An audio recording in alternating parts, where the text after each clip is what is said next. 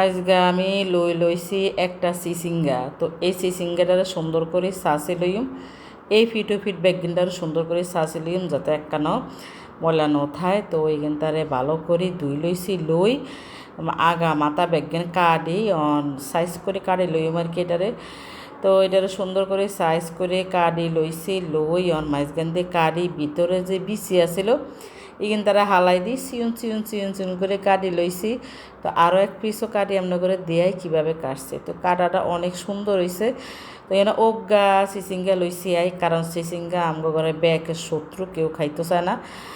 ডিম দিবাজি করলে খায় আর কি। তো এনে বেসন দিয়েছি, হলুদ, মরিচ, জিরা, ধনিয়া, তারপরে গরম মশলা, আদা রসুন বাটা, চিলি ফ্লেক্স, নুন, তারপরে হলুদ মরিচ ব্যাগ কিনতে এই জায়গার মধ্যে দিয়েছি। দিয়ে দিয়ে হলো দৈন্যা হাতা দিই। দৈন্যা হাতা দিলে এটা স্বাদটা অনেক বাড়ে যায়।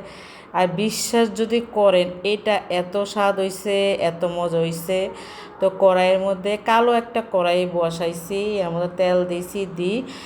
চিচিঙ্গা কিনতারে বেসনের মধ্যে ডুবাই সুন্দর করে বাজি লইম। আর আমি কিন্তু কোনো সময় এইভাবে খাই না, তো বানাইছি হরে খাইছি। মনে করেন ভাত খাওয়ানোর আগে আমরা দুজনে 3-4 পিস খাইয়া লাইছি। এটা এত স্বাদ হয়েছে, এত মজা হয়েছে।